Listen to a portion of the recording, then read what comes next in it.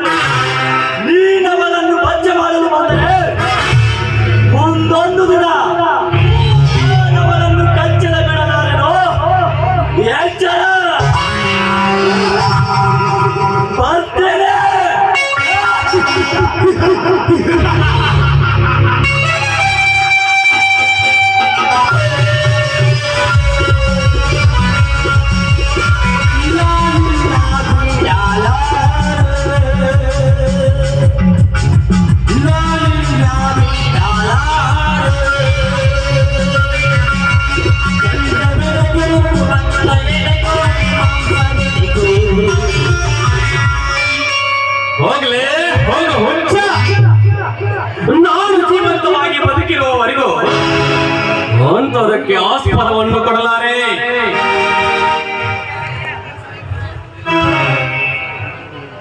ರೇಖಾ, ನೀವೇನು ಈ ಸ್ಥಿತಿಯಲ್ಲಿ? ವಾಯು ವಿವಾಹಕ್ಕೆಂದು ಬಂದ ನನ್ನನ್ನು ಈ ಕಾಡು ಮೃಗದ ಕೈಯಲ್ಲಿ ಸಿಕ್ಕಾಕಿಕೊಂಡಿದ್ದೆ. ಅದನ್ನು ಕಾಪಾಡಲಿಕ್ಕೆ ನನಗೊಂದು ಮಾತು ನಡೆಸಿಕೊಡುತ್ತೇನೆ. ನಿಮ್ಮ ಮನೆತನಕ್ಕಾಗಿ ಒಂದು ಮಾತುಗಳೇಕೆ ರೇಖಾ? 1000 ಮಾತುಗಳನ್ನಾದರೂ ನಡೆಸಿಕೊಡುತ್ತೇನೆ.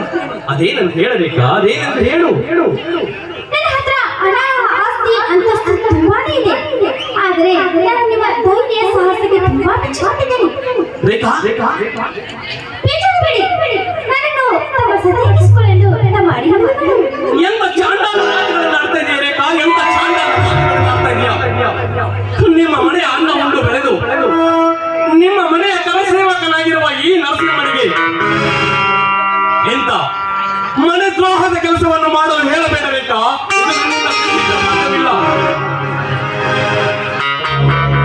ನೋಡಿ, ಒಂದು ಹೆಣ್ಣಿಗೆ ತಾಳಿ ಭಾಗ್ಯ ಕರುಣಿಸಬೇಕಾದ್ರೆ ಮನೆ ಆಳಾದರೇನು, ಅಂತಸ್ತಿನ ಅರಸನಾದರೇನು, ಪ್ರೀತಿ ವಸ್ತುವಿನೊಂದಿಗೆ ಇನ್ನೊಂದಿಲ್ಲ. ಬೇಡ ರೇಖಾ, ಬೇಡ. ನಾನು ಕುರಿ ಕಾಯುವ ನೀನು 1000 ಹಳ್ಳಿಯ ಸರ್ದಾರನ ಮಗಳು, ಮೇಲಾಗಿ BA ಪದವೀಧರೆ. ನನ್ನಂತವನ ಜೊತೆಗೆ ನಿನ್ನನ್ನು ಹೋಲಿಸಿಕೊಂಡು ಶೌರ್ಯವನ್ನು ಕೊಂದಿಸಬೇಡ ರೇಖಾ, ನನ್ನ ಶೌರ್ಯವನ್ನು ಕೊಂದಿಸಬೇಡ. ನೋಡಿ, ನೀವು ಇದೇ ಮಾತನಾಡಿದರೆ ನಾನು ನನ್ನ ಪ್ರಾಣವನ್ನೇ ಕಳೆದುಕೊಳ್ಳುತ್ತೇನೆ. ರೇಖಾ, ನೀನಿದೆ ಮಾತನಾಡಿದರೆ ನನ್ನ ಪ್ರಾಣದ ಗತಿ ರೇಖಾ, ನನ್ನ ಪ್ರಾಣದ ಗತಿ. ನನ್ನ ತಂದೆ ತೆಗಿತಾನಂತನ? ನನ್ನ ತಂದೆಗೆ ಏನ್ ಮಾಡ್ಬೇಕು ಏನಿಲ್ಲೋ ಅಂತ ಅವನಿಗೆ ಚೆನ್ನಾಗಿ ಗೊತ್ತಿದೆ. ನೀವೇನು ಅದ್ರ ಬಗ್ಗೆ ಯೋಚಿಸಬೇಡಿ. 1000 ಹಳ್ಳಿಯ ಸರ್ದಾರ, ಹೀಗೆ ಗಾಬರಿ ಆಗ್ತಾ ಇದ್ದೀರ.